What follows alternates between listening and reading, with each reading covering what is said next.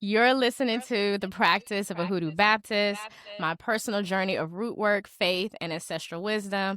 I'm the creator and host, Chelsea Von Chaz. This is where I honor the ones who came before me, share what's been passed down, and walk you through my experiences of being unapologetically aligned, covered by spirit, guided by blood. Today, I have a special guest for y'all. We got Kristian A. Smith, my homeboy, who happens to be a spiritual humanist and community builder who leads the faith community. If y'all don't know, the faith community is a digital space where theology becomes transformational, okay? Known as the heretic and host on the Holy Smoke Cigars and Spirituality podcast. We're going to talk about that. He's the curator of the Greatest Commandment Theology, a Black church kid with a fierce commitment to inclusivity. Kristian disrupts harmful traditions while showing love for all, even as he especially uplifts Black people. My guy. Yo, what up? Listen, I have been waiting. Okay, story time. Yeah. So, y'all, me and Kristian met through a mutual friend. Yeah. The mutual friend is how do I say? The mutual friend, without I'm not giving the identity. But the mutual friend is, if not now, at least at the time, was a proud atheist. Okay? I'm Really? going, yeah. I didn't know that. Yeah. Proud atheist, or just more so like, maybe more so lean towards agnostic. Like, Yeah. I don't know. I'm just here, y'all. I don't think shit happens after you die. Anyway, so to my surprise, he's like, okay, I'm at brunch with my homeboy. Just come to brunch. So y'all meet. Y'all believe in something. Y'all believers. Y'all be cool. I'm like, okay. And so when you were like, when we met, I loved your energy. And you were like, oh no, I'm actually, I'm a pastor. I'm like, Yeah. really? And you friends with, but our mutual friend, they have all kinds of friends and just different. I think it's very beautiful. He can just make friends. You a good person. You got a good spirit. You can make friends. But I was just like, really? That's why I never introduce myself to people as a pastor, because it comes with preconceived notions. Yes, it does.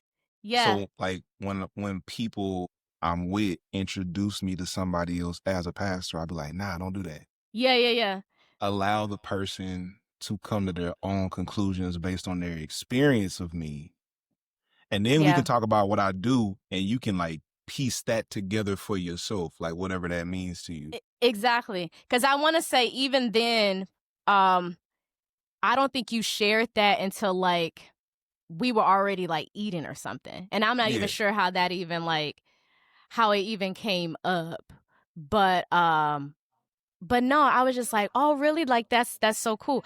But also because for me, when I do meet, I've had business meeting with folks who are pastors, casual conversations, casual meetings. And for me, in my experience, the energy is always not so welcoming, or it's just always this weird kind of shift. So for you, your energy was just so different because it was calm, it was cool, like you ain't give a fuck, who I was or whatever.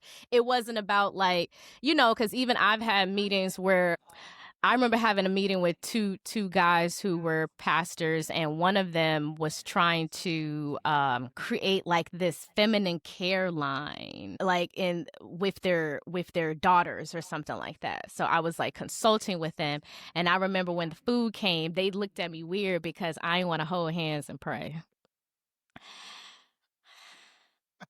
That's hilarious. They're like, bow your head. So I'm like, okay, yeah, go ahead. Because I was already in the Brussels sprouts. What you mean? Yeah. Leave me alone. So yeah, it's always this weird, it's just always this weird energies. It's always a shift. I know what it feels like. We're programmed to be pretentious. Pastors are like, because we're programmed to believe that we can allow people to see our humanity. So when I started down this path on my ministry of just being real open and authentic, like, yep, I smoke cigars, I drink bourbon, I cuss, and I really care about people. and I Yeah. care about not harming people. And they're like, you can't like let people see that because they're not going. So when you're dealing with pastors, you're usually dealing with that wall of pretense. Yeah. If I can't let you actually see who I am as a person, I got to hold up the image you have of me in your head. Yeah. In this age of authenticity, that just doesn't work for a lot of people. So I understand what it's like when you're dealing with pastors and like, something ain't right. It's because these niggas be hiding and lying because they don't want you to know who they are. Yeah, that's the truth. And truly, friend, I think that's also why folks really appreciate your work and your content, your style, and how you're doing it. Because I think it's refreshing because the authenticity shows. I think authenticity wins every time. So I think also that's why a lot of folks are really gravitating towards the faith community, one, and also the space that you have created online, even with your wife. Oh, and how is she, by the way? Yeah, she doing all right. We taking a little time off right now. So yeah, the wife is good. She's gearing up for the fourth quarter. She does a lot of like internal ministry. So, when you see me on the public platforms, like that's just like a sample of what we do in our Patreon community. So my wife has a monthly meetup virtually where she goes through different therapeutic aspects of religion, religious trauma, deconstruction. Right now, she's in the middle of a series about guilt and how guilt has been weaponized in religious spaces, but also how guilt can be a healthy response to certain actions. And how do we distinguish between the two? When is this guilt like wearing us down in a negative way? And when is it an indicator of a change we need to make? So, she does that real deep therapeutic, emotionally healthy spirituality work within our community. Yeah. That's amazing. And so needed. Let's say because I definitely want to speak to her too, because I appreciate her perspective on the podcast, because I think she brings a really great balance. A lot of people do. Like, she's a recurring voice on the podcast. Yeah. But like, recently we just released an episode and she wasn't on that episode. And somebody in the comments said, where is Pamela? It's like, she gonna be on the episode, but she's not on all of them. Yeah. No, she's great. No, that's funny, because it's like, we're first lady. Yeah, that's cool.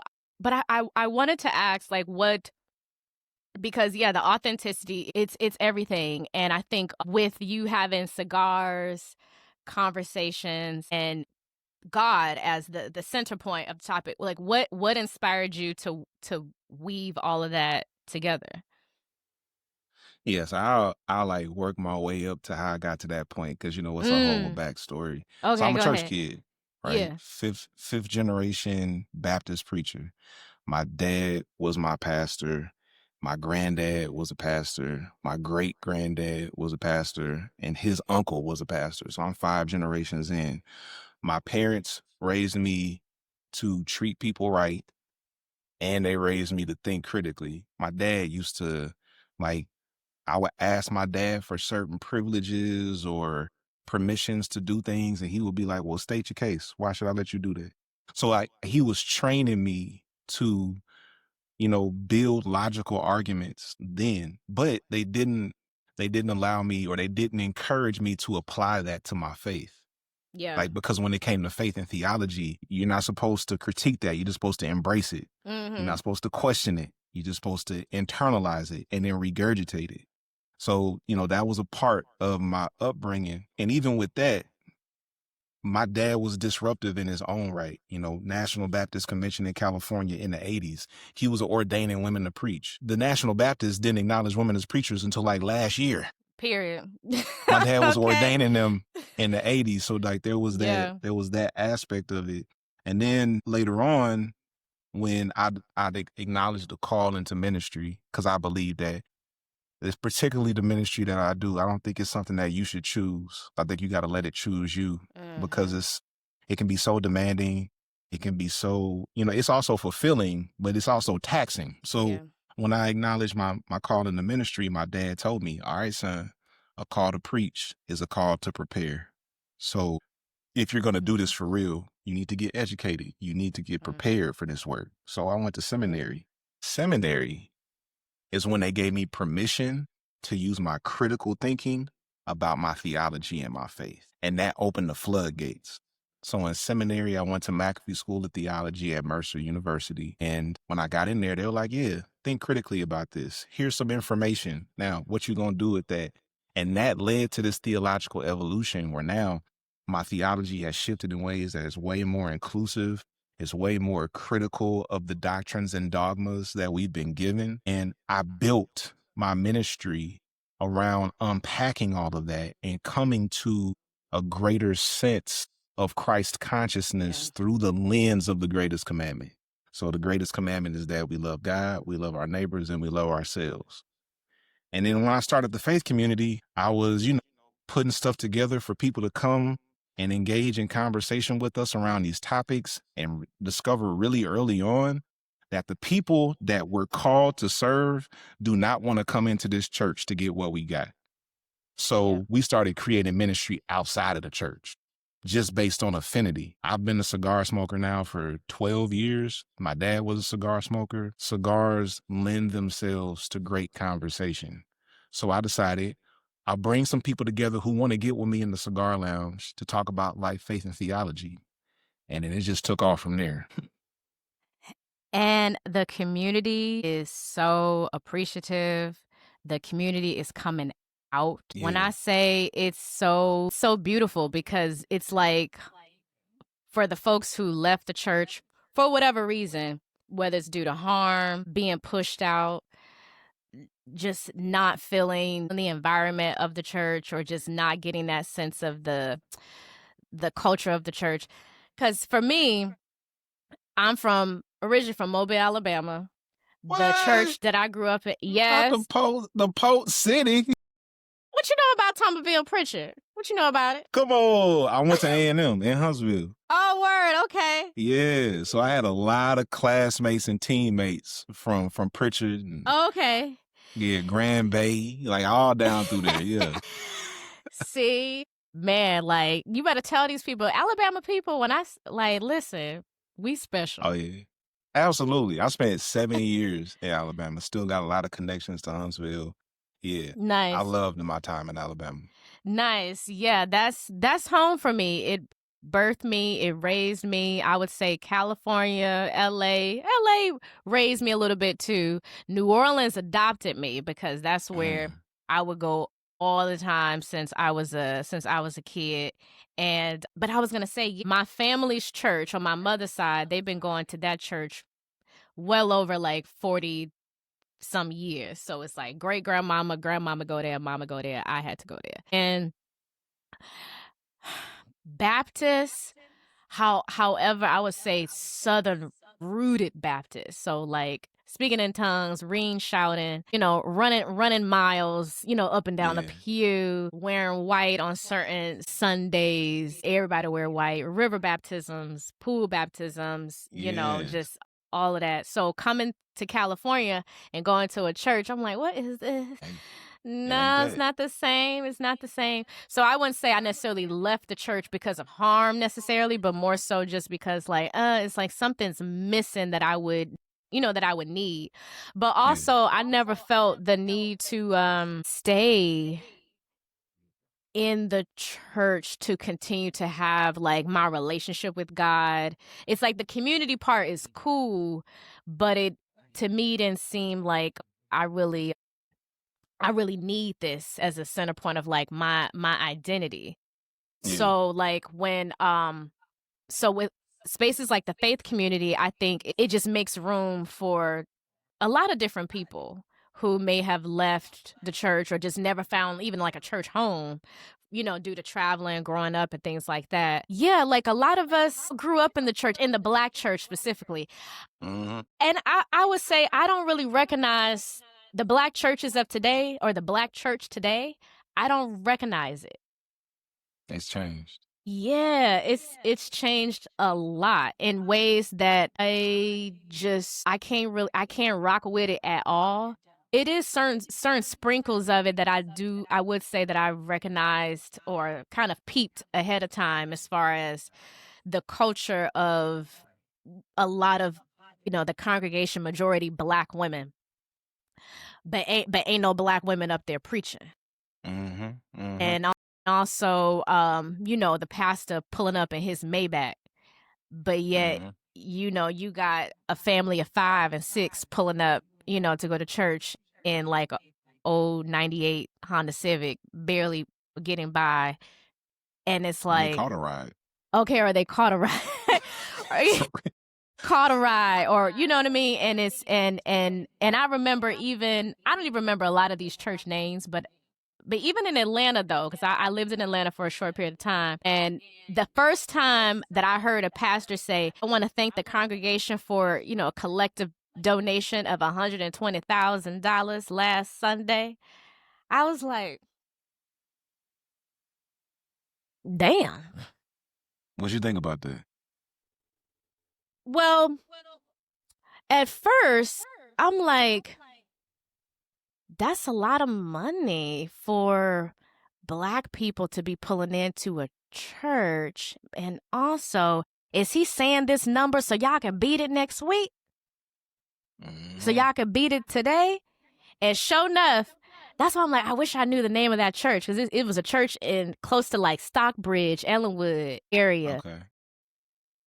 Sure enough, he was like, come on, church, I know we can get it to 200. I know we can get it to 200,000, church. I'm like, let me wait. Maybe this gonna go to what's the fun given? Maybe this is like, a homeless outreach program, or like, a local missionary program, because when they be doing the missionary programs for overseas or to Africa, it's like a lot of that be rooted in white supremacy. Like, I don't believe it. I just was really, really skeptical, because by that time when I visit that church, like, I had already started my business. So I'm just kind of looking at it differently from like an entrepreneurship point of view, but also like, I'm not a member yet. So it's like, I'm trying to peep. You know what I'm saying? Yeah. So it just didn't really seem like a lot was being poured back into the people. If I look at the congregation, like what they look like, everybody looks good by the, like, not trying to be negative, but if I'm looking at this pastor and looking at his congregation and the people, it's like something's not adding up outside of his bank account. Yeah, I know that that's a thing that happens. I wouldn't be able to speak on that particular situation, because like big numbers aren't red flags to me. It's like, what are we doing with that money, right? Is everybody being taken care of with that money? Because if you got a ministry with a whole lot of programming and a whole lot of employees that are bringing these services to the community, then that stuff costs money. So for me, absolutely. particularly because I'm in that space, like I critique and pastors because I am a pastor of a church. So I can also relate to church and pastors. And I know the struggle that we have within our ministry with the skepticism around money, which is earned. Let me say that too. The skepticism is earned because many of us have been in places where there has been financial impropriety, where the pastor is taking more than the pastor's fair share. So we had to work through a lot of that, even internally in our ministry, where, like, again, authenticity, transparency. We got something called Finance Fridays, where every Friday we telling you what came in, what the goal is, and then with that goal, here's what that money covers. That money covers all of these things, because in order for us to do all these things, we got to pay people to do them well. So that's one of the ways I try to stay out ahead of that skepticism in my context, because I don't want people to be afraid of big numbers, because big ministry costs big money. Yeah, for sure. And people are always asking, I'll just speak for myself, people are always asking me for more. When can you come do this? When can you do this? When can you have this person? When can you do this? And it's like, when the resources are there, we can do anything. That part. So it's a very fine, it's a very like nuanced conversation for me, because I've seen the manipulation and I've seen the struggle of ministry, being a preacher's kid, and then being a pastor who for the first 5 years of my ministry poured out everything that I had, like my money, my time, my energy, my creativity, my emotional vulnerability. I poured it out. And because of the economic trauma that people had experienced, they just wasn't trying to hear it. So I struggled really, really bad, like to the point where my hair was falling out in patches early on in this ministry, because I was trying to navigate people's financial skepticism, which is earned. And it's like, but I didn't do that. Yeah. So how can we move forward with where we are now and what we're trying to do? It's such a nuanced conversation. It used to be like the bane of my existence. Ooh. I'm glad you shared that. Thank you for sharing that, because when I feel that even within myself, that just makes me want to investigate. So even in that situation where, I just kind of moved as if I was going to join the church, because that's where I can actually ask questions to figure out, like, hey, what the programming looks like and what is it? Because my company is a nonprofit. So it's like my knowledge is a little different, or I understand the point of view of a nonprofit that's a church, or an NGO, organization, foundations. Like, I get it, especially being Black and underfunded. I get it. That's a thing, ain't it? It is a thing. It is a thing. I'm tired. We all tired.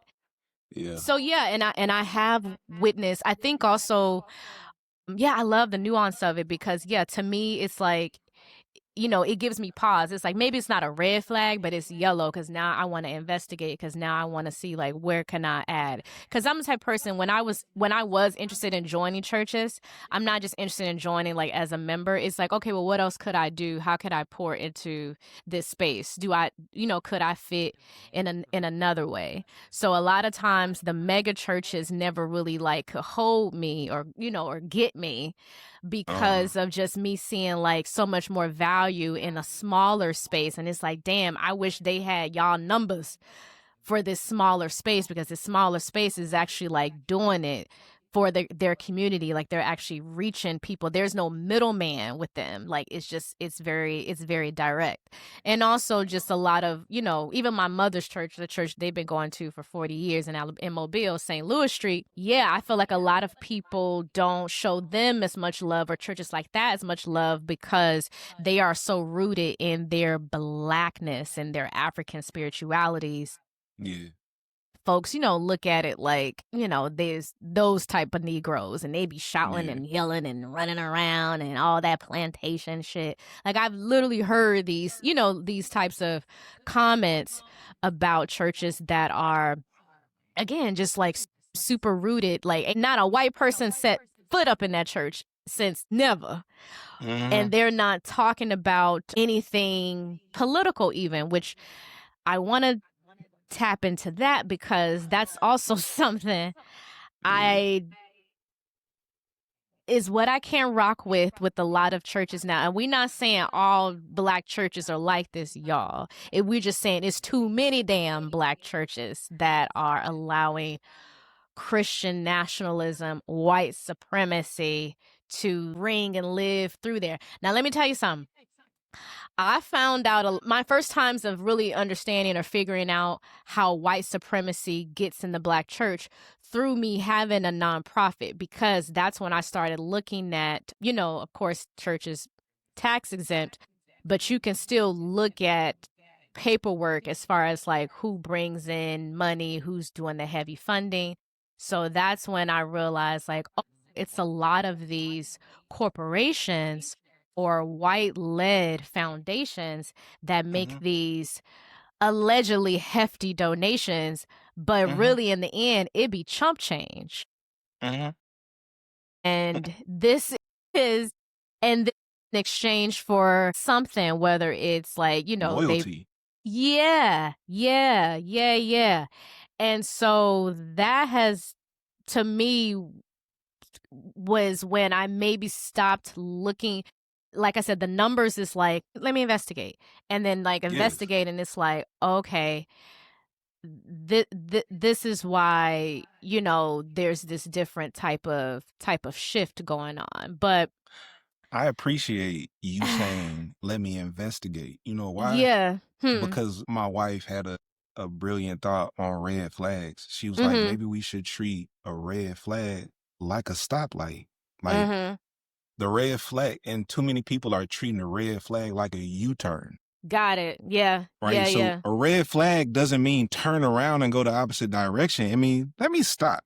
Let me investigate. Let me ask some questions, and let me see if this red flag, if this red light will turn green once I get my questions answered. Absolutely. Yeah. But a lot of people don't have the stamina or the courage or the desire to investigate when they see the red flag, because yeah, it's just like, I ain't got the time. I don't want to deal with it. I got all three. Plus, I'm nosy. There you go. I'm nosy because I'm like, I got a nonprofit. This how I do it, but how you do it? Let me know what's going on. But yeah, it's really awesome to see the faith community pull up and to grow, and for folks to just be waking up in a, you know what I'm saying, like in a different way. And it's right on time. What you're doing, what you're creating is right on time, especially now with this political climate that we are in. And it's so much bullshit going on, and it's so draining. It's so draining. But I do love it. I appreciate every one of your deconstruction harmful theology videos. I just roll my eyes every time I see Miss Papas, when you talking about Miss Papas, and you know who Miss Papas is. Yes. I never heard an heard interesting journey. I never knew that person. But I was just like, what is this? But me neither. I was introduced to Jackie Hill Perry through my ministry. When my ministry really went to the internet, like, you know, at the top of the pandemic, that's when my ministry went virtual. We had just started a year and a half before the pandemic started. So we were a hybrid ministry. I was still trying to establish our identity in Atlanta. Because we're so disruptive, people weren't really sure what we were, what we believed. They, you know, just, there were so many unknowns. So when the pandemic started, I shifted, said, all right, let's build online. So that really made it clear to me that the internet is a place. Like, things happen on the internet that start on the internet, spread on the internet, and live on the internet. Now, it has impact in real life, but there's some stuff that only happens on the internet. Because, like, you know, for example, this conversation that we're having right now, it exists on the internet. Yeah. Because we're not even in the same physical space right now. So when I started doing ministry on the internet and people were coming to our internet community, they were bringing the baggage of other internet personalities that they have been under. Got it. And Jackie Hill Perry was one of the names that kept coming up.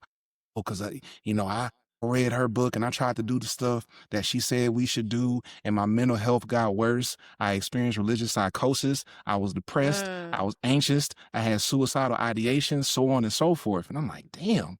And I didn't know who she was for real. Yeah. So then I had to start looking into it and paying attention to the stuff she was teaching and really dissecting her theology and seeing how she was able to sink her claws into so many people's personal theology. So for me, it was like, I need to create a counter narrative to this. Yeah. Because this is, and I mean, you know, of course, her platform is significantly larger than mine. So I know I can't match her platform, but I can create my own little counter narrative over here in my corner of the internet to show people it can be another way. Like, if you want to hold on to your faith in Christ, so on and so forth, if you want to, you can do it in another way. And then, of course, there are people who are like, I don't want to do it at all. And to those people, I support them as well. Well, then figure out how you want to move forward in life without any of that. Yeah. And then we always come back to love your neighbor as yourself. Even if you go the atheist agnostic route, which a third of the faith community is atheist or agnostic. Low Yeah. key, like people don't realize that. We got a lot of atheists and agnostic people in our community. Still, how you gonna love your neighbor as yourself? So with Jackie Hill Perry and all of them, like I don't know them. I ain't got no personal beef with them. I just don't like their theology because of the harm that it has on people. Psychological harm, emotional harm, spiritual harm, and to some extent physical harm happens to these people because of these death-dealing theologies that are being taught by people like Jackie Hill Perry. Yeah. I mean, yeah, if that individual, it's a few individuals who, you know, I feel like if I just heard their voices, just listening to things that they're saying, but I can see what they look like, I would definitely think like, yeah, these are crackers. Because Yeah. because I don't want no one speaking ill of me at all as a human being, as a soul. I'm a soul. Right. I'm a spirit. So if anything that you're saying sound like some shit that an enslaver would say to get someone to submit to them, to be submissive and to take their critical thinking, to just mute them, to completely erase what they believe or what they feel, I don't want no parts of that at all. I don't care what divinity school you went to, you know, theology you think is so amazing. It's like, nah, you really have to sit back and think like, is this truly, is this love at all? You know what I'm saying? Because that's been my experience. So even though I grew up Christian Baptist specifically, I had a great experience of having a family on both sides, mom and dad. I'm an only child. Okay. Both sides, my family, them being cool with each other, and also just different people who practice different religions. So I had a granddaddy who was Muslim. I had an uncle who was an auntie and an uncle Jehovah's Witness. I had a couple of cousins who were more Buddhist, and some hoodoo, a lineage of hoodoo practitioners. Throw some hoodoo practitioners up in that mix too. And also indigenous Muskogee, Greek, Black Creeks, and Alabama Creole. So whole gumbo that I had to live with. And through that, even as a kid, my understanding was I didn't really need to necessarily pick a religion. I didn't need to pick nature over God or pick anything. It's like this is all one whole system. This is all part of the creation of God. And it's all about the love of God, because to me, that was what the common denominator was, that everybody had a love and a belief of God and just called God he or she, and different names, different languages, and that's what it was about. So even growing up, I never felt the need to pressure or push my beliefs onto others. I don't like it when people do that to me. I know what that feels like, what it smells like, what it look like. And when I noticed how Christian nationalism really is about racist white men or white people's their thoughts and beliefs of wanting to be up here and everybody down here, and they said, oh no, there's a way for us to weed into these other spaces to just make it so that these folks are I guess essentially obedient to us in our theology. How are you able to manage this? I mean, I know we talked a little bit about, like, you know, you pouring into people, you gotta fill your own cup. Even in this political climate, like, how are you able to really manage this personally? Because you have, you know, you're building this community. The community's much appreciated, much needed. But we I don't know. I won't say we outnumbered by these dumbasses. But how do you manage that and deal with that? So I think one Especially thing that being helps me is online. just, I think one thing that helps me is just my temperament, just how I'm wired as a person. I'm just kind of wired to not internalize Okay. what people think of me. Yeah. And some of that is hard wiring, and some of that is just my lived experience toughening me up. Because I think think my experience as the fat kid growing up toughened me up to people's criticism, because I would get picked on just for that. And once I like worked through that, it's like I don't care what people think about me anymore, right? So when I get all of the hate comments and vitriol and threats that people send my way on social media, what keeps me grounded is, first of all, I know who I am and I know the impact that my work is having on people. So I'm not going to allow somebody's discomfort with liberation to keep me from liberating people. Yeah. If people want to change, they want to be free from the shackles of fundamentalism and the bondage of dogma.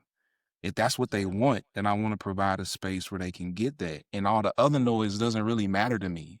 And I know that we're outnumbered. I know I cannot compete with these platforms that I critique as far as numbers are concerned, because there's no money machine behind me pushing this content. Because the social media game, like, that's money. People are putting money into these platforms, advertising. I was just watching an interview with La Russell, who's a hip hop artist out of the Bay Area. And, he was talking about his own platform. He's independent. And in order for him to do the numbers that he does, he says he puts 6 figures in marketing every month. So if you don't have that kind of cash pushing you, and I know he built that on his own and whoever helped him, but if you don't have that kind of cash, you can't compete on the same level numerically. But as far as quality, you can compete as far as quality. You can compete as far as substance. And that's just what I try to do. I try to focus on the quality of what I say. Yeah. I try to focus on the substance of what I say. And then I try to take breaks when I need to, because I can't continuously do this work and not take time for myself. I also, and let me say this, because this has been coming up a whole lot recently, where I've seen a lot of people in these progressive spaces criticizing and demeaning creators who take money for their professional services. Like, if you're doing justice work, almost like you're supposed to take a vow of poverty. You're not supposed to accept money for your work. Let me tell everybody something. If somebody asks me for my professional services, I'm going to get paid. And I'm going to get paid what I'm worth based on my impact, and everybody should. And if we really want the voices that are pushing our agenda forward, our agenda of liberation and love and peace and justice, if we want those people to push the movement forward and be our voices in the movement, why do we want them to be poor? Poverty is not a virtue. And I really want progressive people to get over that shit, because that is so irritating. Why do I have to be poor because I care about justice? You better preach. I don't believe that. Yeah, I don't believe that. You better preach. Yeah. Because I'm tired. Y'all, as a founder of a C3 for the last 11 years, I am tired. I feel seen by what you just said, because it's always thrown in our faces, especially because we're Black. Yes. Is like, no. No. I am not trying to be in poverty. I am not trying to stay exactly where I was when I got started. Like, no. Yeah. We're not doing this. Having money is not the root of all evil. Even the text says, for the love of money. Yeah. When you lift money and power over love and liberation, that's when it becomes a problem. Yeah. But if the money is helping me to promote love and liberation, and I'm not exploiting anybody along the way, it's like people assume that if you got money, you must have exploited somebody. Yeah. But in our case, usually we the ones getting exploited. Exactly. That's why I'm like, no, I'm the one that's being exploited. Yeah. And don't say no. When I say, like, we can't say no, it's like saying no is like, oh my God, you will be shunned. You will be blacklisted. You out if you say no one time. God bless, because I say no all the time. I love it. It's a complete sentence, ain't it? I'm telling you, it's like I can't do that. I'm sorry. And like, if you want me to do the thing that you want me to do, this That is the part. rate that I require. That part. Yeah. Yeah. Yeah. Because I'm not asking you to let me come to speak at your event. You asking me to come. You asking me to take my time from the work that I'm doing to provide for my family to come to do your thing. Exactly. So, Let me tell you something. Let's be reasonable. How I shut all those types of conversations and asks and requests down. I let them know I don't support slavery. Listen. I don't support slavery. Sorry. Listen. Y'all can't be talking about it's Black women's, pay empowerment day and we make this much sense to the white man's dollar, but you're contributing to that exact same shit. So no, I don't support slavery of any kind. Not even, any type of enslavement of my own. So no. Exactly. Pay me. Thank you. And if you can't, then don't talk to me. Because I feel like folks don't be having these conversations with it's the main folks that don't get pushed to do stuff for free that be doing the most exploiting. They're doing the most stealing. Mm. I'm not even gonna go there because I live in Los Angeles. I see it all the time. A thing. It's very much a thing. Mm-hmm. Very much so. So I'm so glad you felt moved to say that, because that can be implied in so many spaces for folks like you that are doing the work, pouring into people through theology, creating faith communities, folks who are activists who are really putting in the work to advocate for folks in the Congo, folks Palestine. I see it. It's like a spectrum where it's like you have a heart, so you don't want any money. That's bullshit. Yeah. It's such bullshit. What? It's like if you're not going to work for free, why am I supposed to go to work for free? I don't understand that.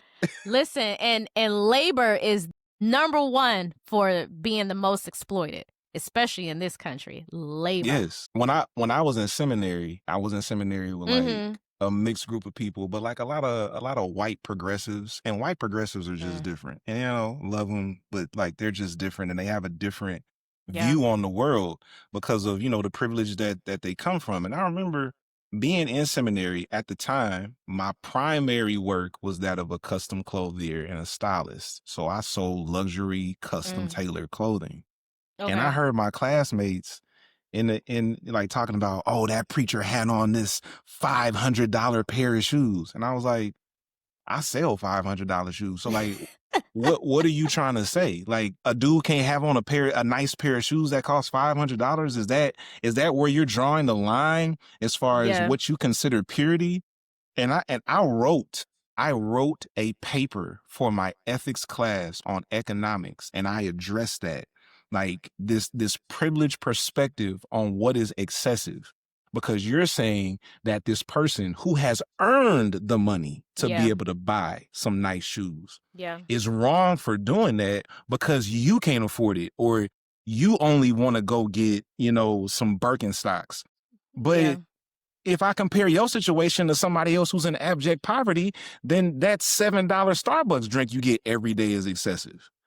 So it's just like, we really, in this progressive space, we really have to do away with these purity tests. Yeah. Because progressives are creating, or have created, their own version of purity culture that they were trying to escape in the conservative spaces. It's just a new type of purity. Yeah. If you not impoverished, then you're not pure. The hell with that. Okay. The hell with that.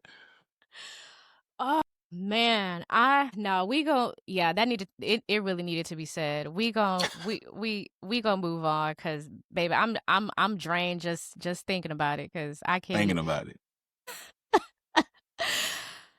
Deconstruction. Let's tap in, because I think I think a lot of people are scared of deconstruction. Not necessarily like the fundamentalists, but folks who just may feel like, if, deconstruction, I'm not going to have no family. I'm not going to have any friends. I will be left with nothing. I'm not going to have a community. I'm going to be shunned and shamed, and it's going to be even more horrible. What do you say to someone who may be scared that deconstruction will leave them with nothing to hold on to, I guess, or without any community. Because, well, first of all, the community is here, y'all. It truly is. But what would you say to that person? Because it's not easy. It's not easy at all. Yeah. In a lot of cases, I would say you're right. Mm-hmm. You're going to lose a lot of that stuff. Yeah. And you have to determine if what you're going to gain is worth what you're going to lose. So then you have to ask, what is this worth to you? Because a lot of times people are willing to give up acceptance in a community that only accepts what they present and not who they are. Yeah. So if you're cool with being accepted in a community that doesn't honor your curiosity, doesn't honor your identity, doesn't honor your lived experiences, if you cool with that, then stay where you are. Because I'm not trying to convince anybody to do anything they're not ready for. So you will take losses, and you have to determine, is the juice worth the squeeze? Yeah. And one of the biggest losses that people struggle with, even beyond the community, because community is like number one. When you are in a community built on shared belief, if your beliefs change, you no longer belong. So you got to take that into consideration. But another big thing that people have to consider, like, and I think it's important to name it, is that when you deconstruct, you also lose the sense of certainty that fundamentalism gave you. Because we're indoctrinated to believe that our beliefs are universal facts. So if we are presented with information that contradicts that, it could upend our entire view of the world, God, and ourselves. You got to be certain if you're ready to deal with that. Because I just had a conversation with somebody a couple of days ago. We were having a theological conversation, and they kept expressing their doctrine to me as if it was universal fact. Like they were like, so sin entered the world through Adam and Eve. And then because of the curse of sin, we got to deal with this. And we got all of this sexual confusion and transgender and cisgender. And I don't know what all this stuff is. And that's because sin entered the world. And I'm saying, listen, if that's what you believe, that's cool. But that's not a universal fact. That's your doctrine. You are telling me your doctrine as if it is a universal fact. And I'm not saying you can't have your doctrine. I'm just saying I need you to separate your beliefs from facts. But fundamentalism requires you to treat your beliefs as if they are facts beyond question. So really, certainty is a thing that a lot of people have to be mindful of, because when you deconstruct, you have to lean into the mystery of theology, the mystery of spirituality. It's not certain. It's a mystery. It is ambiguous. It is uncertain. And that's the beauty of it. But you were taught to fear that in fundamentalism. So you now have to learn how to embrace the thing you were taught to fear your whole life. That's a big ask. So you got to make sure before you get into this that you are aware that is going to happen. That's going to happen. Yeah. Yeah. Yeah, because I think I really wanted to ask you that question, because what I've been noticing with a few folks within my inner circle is, just them coming to grips with the fear part. And also it's like it comes in different stages, like, such and such doesn't invite me out anymore. I haven't been asked to attend this and that, and maybe it's because of something that I posted, or maybe it's because of something this conversation I had. My circle and things are changing. My family members, they be, one of my friends said they have a family member that's always sending them scripture.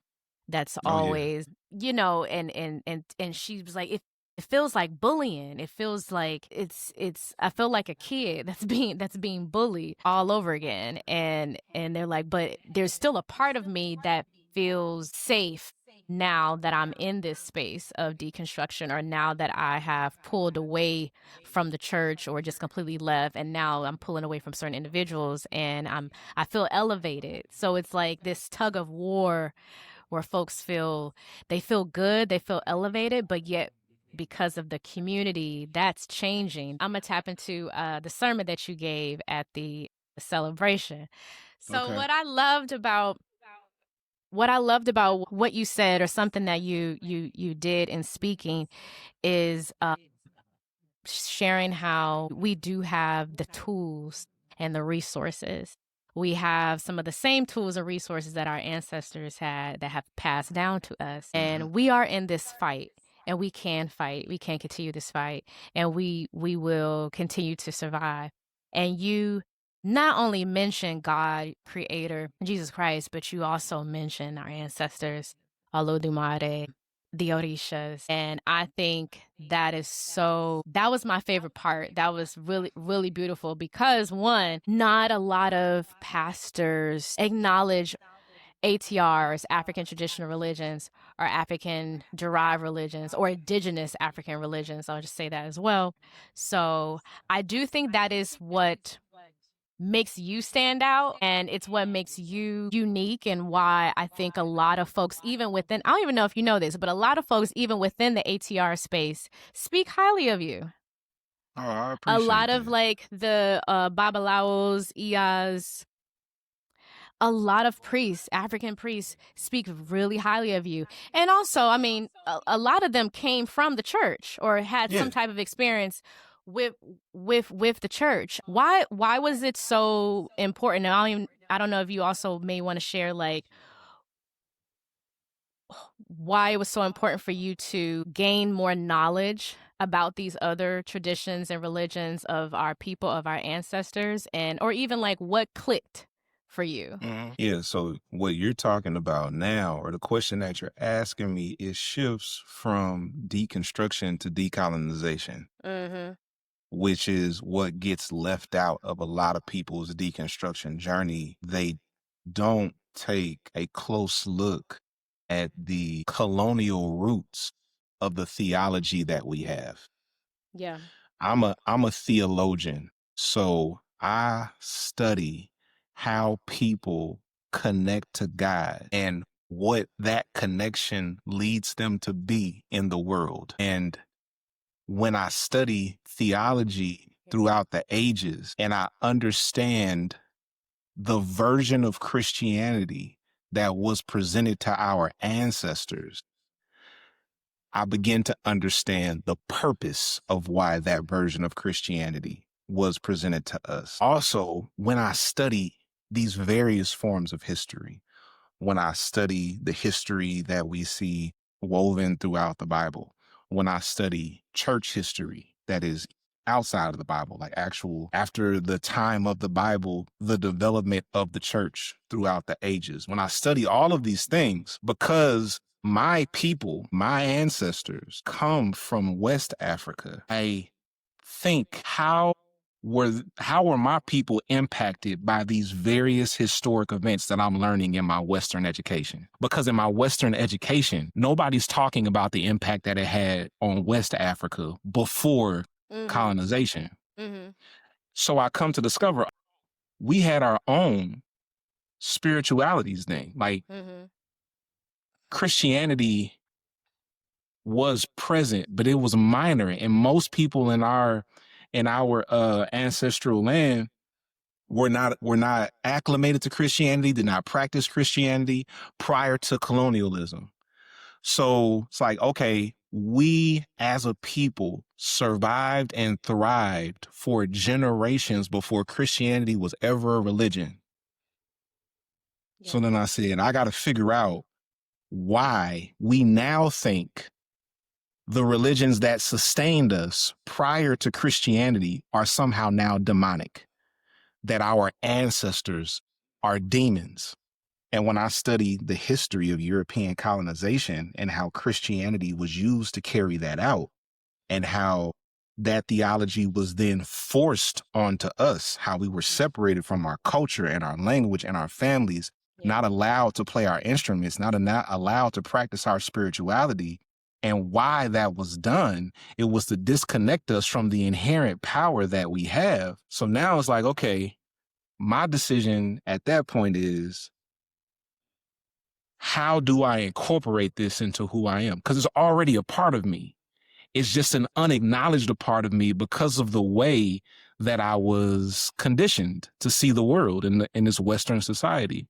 And I know some people, they just want to like discard the church, discard Jesus, discard Christianity. And I get it. And I ain't trying to convince anybody to not do that. Right? Then you got some people who are like, no, that African spirituality is demonic. Them crystals and sage, they going to hell, right? And I'm definitely not doing that. So I find myself here in the middle where I want to embrace all of my ancestral heritage. And my ancestral heritage definitely includes the pre-colonialism West African spirituality. My ancestral heritage includes Yoruba and Ifa. I don't know exactly which one, but I know we in there somewhere. So I want to honor that and how I move through the world. And my ancestral heritage includes the last 5, 6, 7, 8, 9 generations of Black Christians. Yeah. And what those people were able to accomplish, survive, create, and how they did use the message of Jesus to do that, to power that. So for me, it was just about finding that balance and that harmony between these various traditions and how they all make up who I am as a spiritual person. So yeah, a lot of it, it's like critical race theory. We learn all of this history. Now, how does this history apply to us? When Jesus was walking through Nazareth, what were my ancestors doing way on the other side of the continent? Yeah. They don't have to be in competition with each other. They can coexist. Yeah. But a lot of people aren't comfortable with that level of nuance in their spirituality. I just try to make room for it. And the people who desire that level of nuance, they're welcome to have it. Yeah. Let me tell you, having folks of the ATR's community in my life, it has changed me, transformed me tremendously. Yeah. Because it requires to have those relationships. It requires accountability. It requires for you to check your biases. It requires you to check your internalized racism. And it's also really beautiful to see just certain things, the expansion, because a lot of ATRs, the language just so much. It's so big. It's not like English. It's not. It's even their theologies. It's just so grand. It's like, wow, like Greek mythology. What? Like, no. Yeah. It's just transformational. That's like the best way I can put it. And yeah, I mean, a lot of the priests speak highly of you, and and use a lot of the same words I use, like, with your community, like it's so refreshing, and the things that you're saying and how you're deconstructing. And yeah, and you leaning into having a better understanding and learning. I'm not sure if you're familiar with Albert Rabateau. He was Albert Rabateau Ibaye, may he rest. He was for a long time, the professor of religion at Princeton, I believe. Okay. But his book is Slave Religion. In his book, Slave Religion, The Invisible Tradition, he talks about the religion, spiritual practices of enslaved people, because at a time, and this book came out, I want to say in the 70s. I was like during his prime time at Princeton. But he, at that time, talked about how everybody wants to talk about Christianity. Nobody wants to talk about the religions of Black people. So he was one of the first scholars to actually tap into, slightly different from James Cone, who I'm sure you're familiar with. Yeah. So yeah, I'm like slightly different, because his concentration was definitely on the enslaved community, because nobody was studying what their practices, what they believed in. And a huge chunk of the book goes far back, like 17, because it is from what Dr. Yvonne Shiro was saying, because she was like, it's really hard. because of, us not having certain proof of certain things, and the proof that we do have, it's like, more so closer to, after Civil War and everything, but really tapping into what our folks brought back over through the transatlantic slave trade, what practices they kept with them, and what their form of Christianity was, which is always so interesting to me to see folks arguing on threads and Instagram about like Christianity being in Africa at this time and that time. And I'm like, I can tell you don't read. I can tell. But yeah, like for anyone who's listening, I highly recommend tapping into his work, that book, Slave Religion, especially when you are doing the work of deconstruction, because it is work. It's work. Yeah. It is work. And also just to bring more understanding and empathy towards our folks, because it forces you to change your language too. Like even for me, say ancestors, I say enslaved, make it like it's their fault. And, like it's showing respect and having an understanding. And I truly believe, it's impossible to know your future if you don't know your own history and what you've been through and your folks have been through. But man, it's so awesome. It's always great to talk to you. I'm like so happy you exist, because I appreciate it. Because man, as someone who I practice now out loud, and like I said, I've always felt just the love of God and felt like that was all I needed when it comes to having church communities or religious communities. I wouldn't even say I'm a religious person outside of like just practice. I do love the study of religion. I love like folks like you and Danielle Thompson. I'm like, oh, like I feel the need to have another degree. I wonder if I should it. Do I want to have another degree in theology this time? Like, just I don't know. It's like the spirit of the Black woman spirit of having another degree. It just be tapping in sometimes, and I'm like, ooh, but should it be divinity? Because y'all are just so inspiring, and I also feel like too, like the work that you're doing, the work that all of y'all are doing through books, virtual spaces, content creation, it's necessary for our survival and our motion in this resistance. Because yeah, for me, like being in the reproductive space, I felt like, yeah, I need to tap into more of understanding women's health, reproductive health. So I became a certified full spectrum doula for my knowledge. And even from that made me tap more into and having an ATRs community, but that made me tap more into understanding or wanted to understand, how did our ancestors deal with birth work, reproductive health back then when we weren't even allowed in hospitals. Yeah. And that's how I learned about granny midwives and enslaved women and folks creating churches, Black folks actually creating sanctuary spaces because they weren't allowed to be in other spaces where there were white people, and then how slave codes came to be with folks not wanting Black people, African folks, enslaved folks to congregate, and saying you cannot talk about religion unless you're talking about the Bible, and so on and so forth. Like just so much just led me to where I am now, to where I have this platform. So I'm so grateful for you, because I think we all in this fight together. Yeah. Yeah, absolutely. And I think it's important that we all come at it from our different perspectives. Yeah. What you do is important, and it's different from what I do, and it's different from what Danielle does, but they're all important in their own right. And what I try to convey to people who have left the church is that like not everybody's gonna leave the church, and making that your mission is a failed mission before you even get started, because some people not gonna leave because it means that much to them. So we can get free and people still have their connection to the church, because the church is what helped us get some of the freedom that we got right now. Yeah. So the place that I hold in the world is to is particularly my generation know you can leave and get liberated. you can stay connected and get liberated because the revolution is here. Yeah. The revolution is in your mind. That's what Gil Scott-Heron said. The revolution will not be televised because it happens in your mind. And there are some people who will leave the church physically, but their mind is still there. Yeah. Their mind is still fundamentalist. Their mind is still judgmental. It's still dogmatic. It is still very binary, black or white.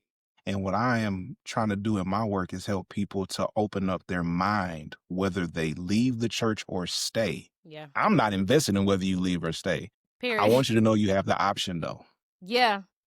Yeah. Yeah. I want everybody to know you have the option and that the revolution begins here. Yeah, absolutely.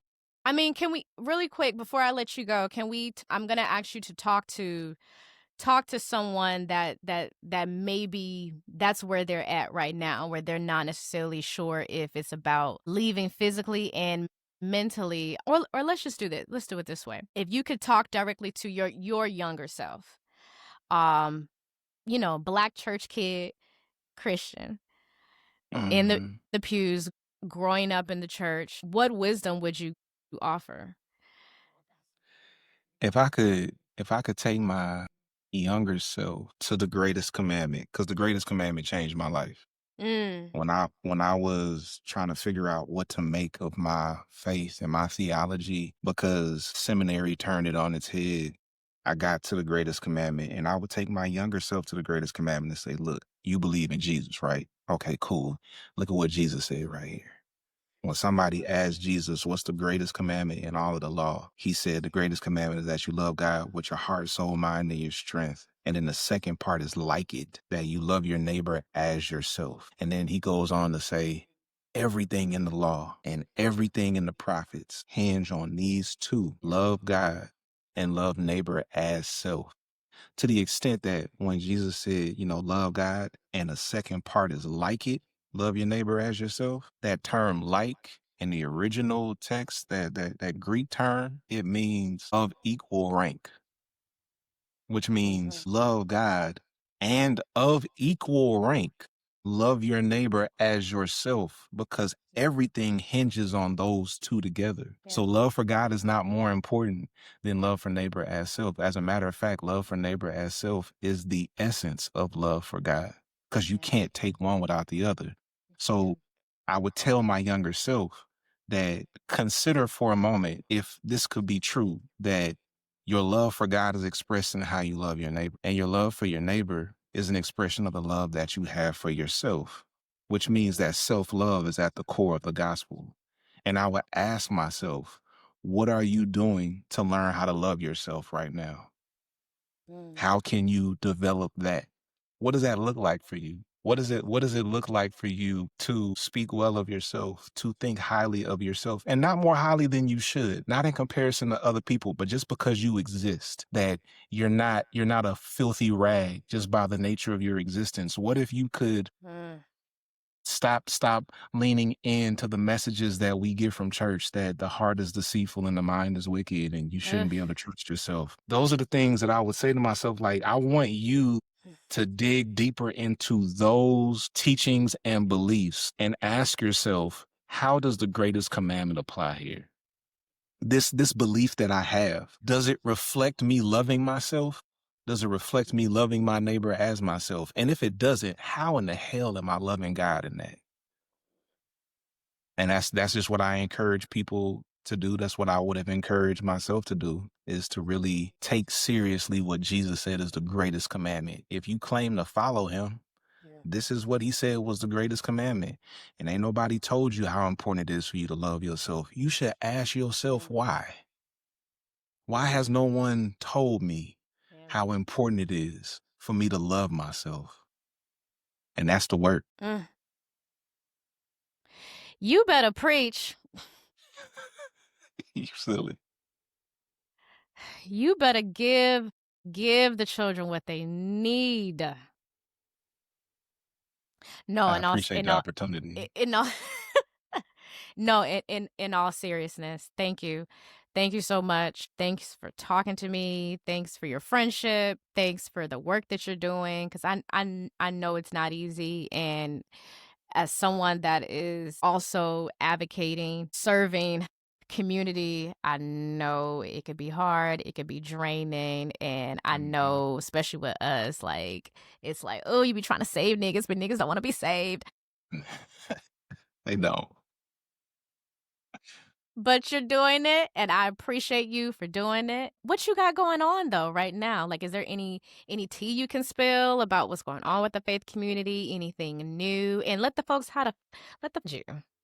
Yeah, so our anchor programming, because a lot of people don't know this about us, like we don't worship on Sundays. We worship, 2 or 3 times a year.